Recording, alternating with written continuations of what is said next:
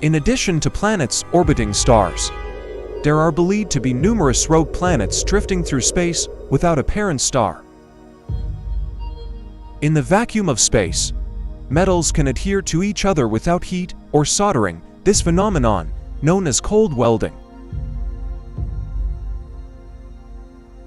The space around Earth is cluttered with a vast amount of space debris, including old satellites, spent rocket stages, and fragments from collisions.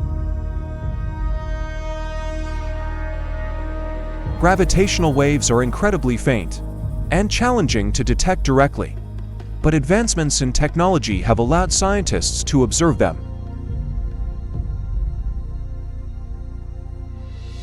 On other planets with different atmospheric compositions, sunsets and sunrises can exhibit various colors.